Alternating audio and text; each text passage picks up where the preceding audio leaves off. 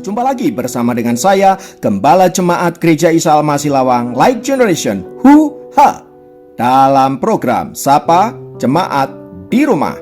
Tetap semangat, tetap berpengharapan, dan harus selalu yakin menjadi pemenang-pemenang di dalam Tuhan kita, Yesus Kristus. Firman Tuhan kali ini terambil dari Mazmur 119 ayat 105.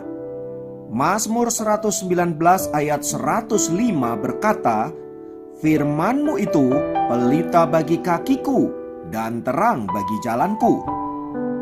Saudara, tahukah Anda perbedaan antara pengetahuan tentang Tuhan dan mengalami Tuhan? Orang bisa saja memiliki pengetahuan tentang Tuhan, tetapi belum tentu mengalami Tuhan. Mengapa demikian? Karena pengetahuan akan Tuhan bisa didapat seseorang melalui membaca kitab suci, buku-buku teologi, dan argumen-argumen menyangkut doktrin sebuah iman dan kepercayaan. Itu artinya untuk mengetahui tentang Tuhan, seseorang tidak membutuhkan iman dan tidak perlu mengalami tentang Tuhan. Seperti sebuah kisah yang diceritakan oleh seorang pria yang bernama Jack Kuhatschek. Dia bercerita ketika melakukan penelitian di Tanah Suci, seorang profesor seminari bertemu dengan seorang pria yang mengaku telah menghafalkan Perjanjian Lama dalam bahasa Ibrani.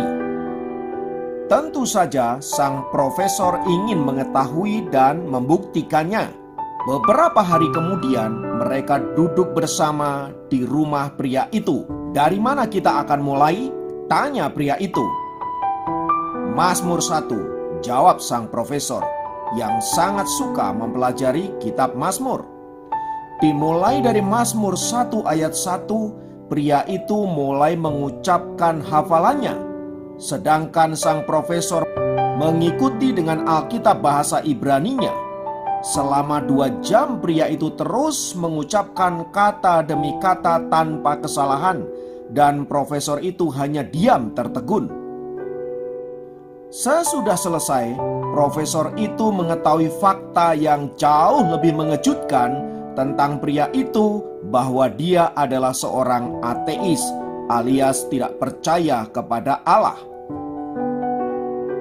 Kisah tadi mau menegaskan bahwa seseorang bisa saja mengetahui tentang Tuhan lewat kitab suci atau menghafal ayat-ayat suci, namun ia sama sekali tidak percaya kepada Allah.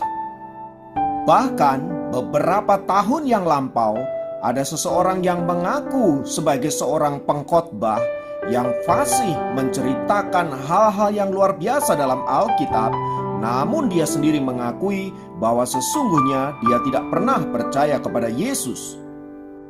Itulah akibatnya bila menempatkan Allah hanya sebagai objek penelitian untuk memenuhi otak kita dengan pengetahuan tentang Allah. Berbeda dari hal tersebut di atas, saudaraku, orang-orang percaya hendaknya tidak hanya mengetahui tentang Allah lewat kitab suci, tetapi juga mengalami Allah di dalam hidupnya sehari-hari. Seperti yang dikatakan oleh pemazmur di dalam Mazmur 119 ayat yang ke-105 tadi, yang mengatakan bahwa firman-Mu itu pelita bagi kakiku dan terang bagi jalanku. Kalimat tersebut ingin menegaskan bahwa firman Allah berkuasa menuntun hidup kita agar hidup kita berjalan ke arah yang benar, yaitu ke arahnya Allah. Dengan menempatkan firman Allah sebagai pelita dan terang di dalam hidup kita, menyadarkan kita bahwa tanpa firman Allah kita tidak akan pernah menemukan kebenaran, kita tidak akan pernah mengetahui jalan-jalan kebenaran, dan kita juga tidak akan mengetahui tujuan hidup seperti apa yang Allah mau kerjakan di dalam hidup kita. alih-alih mengetahui rencana Allah, yang ada hanyalah keinginan pribadi dan tujuan pribadi untuk kesenangan diri kita sendiri. Dan semua yang berbau kesenangan diri sendiri pastilah bertentangan dengan kehendak Allah. Sebab Allah memerintahkan mengasihi Allah dengan segenap hati kita, dengan segenap jiwa kita, dan dengan segenap akal budi kita. Artinya, orientasi hidup kita hanyalah Allah. Itu berarti dalam segala aspek hidup kita, entah itu dalam pekerjaan kita, dalam rumah tangga kita, dalam bisnis kita, hobi kita, dan hal-hal yang lainnya, harus berorientasi kepada Allah. Apakah itu berarti kita tidak boleh bersenang-senang dalam hidup ini? Apakah itu juga berarti kita tidak boleh menikmati hidup ini? Saudaraku, poinnya bukan itu.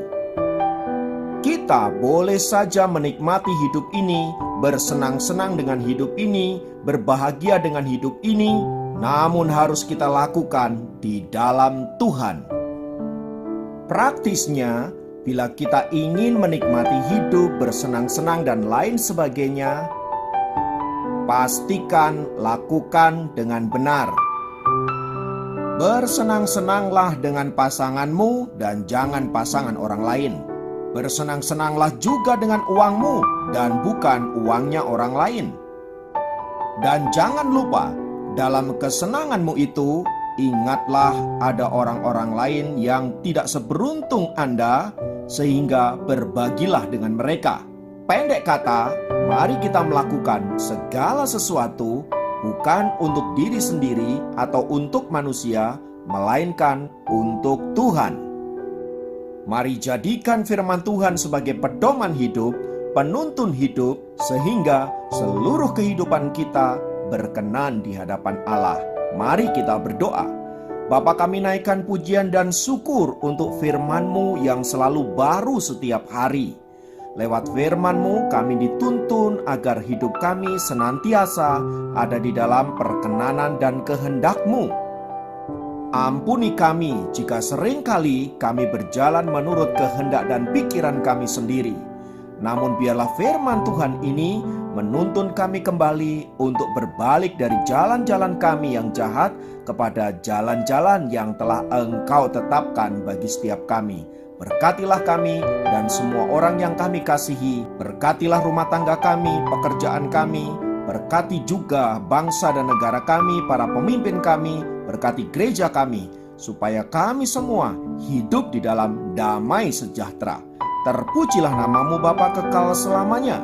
Dalam nama Yesus kami berdoa. Haleluya. Amin. Demikian program Sapa Jemaat kali ini. Sampai jumpa dalam program Sapa Jemaat yang lain. Tuhan Yesus memberkati.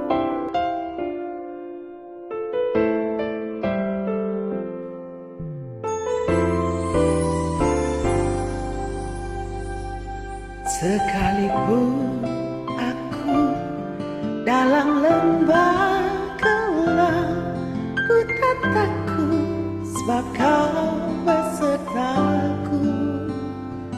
Sekalipun badai topan datang menerpa, ku tak gentar sebab Kau di sisiku.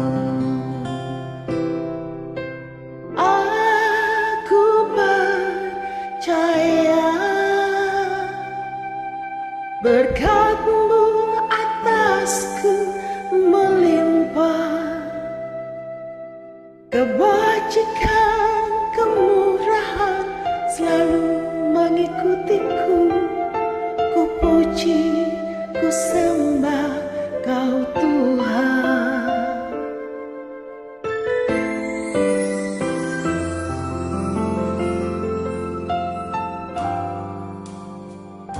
Sekalipun aku dalam lembah gelap, ku tak takut sebab Kau besertaku.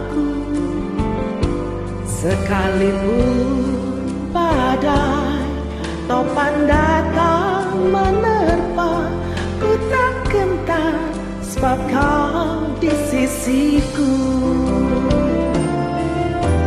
Aku percaya berkat-Mu atasku melimpah,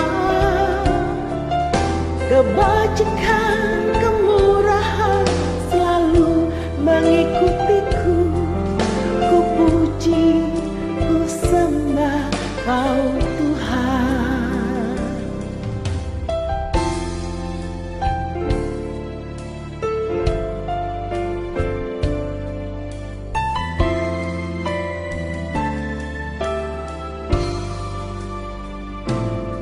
Sekalipun aku dalam lembah gelap, ku tak takut sebab Kau besertaku.